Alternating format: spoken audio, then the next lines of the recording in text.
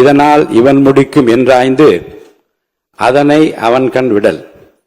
இந்த தொழிலை இக்கருவியால் இன்னவன் முடிப்பான் என்று ஆராய்ந்த பிறகு அத்தொழிலை அவனிடம் ஒப்படைக்க வேண்டும்.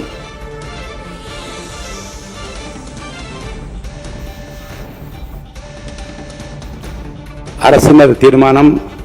மாண்புமிகு முதலமைச்சர் அவர்கள்.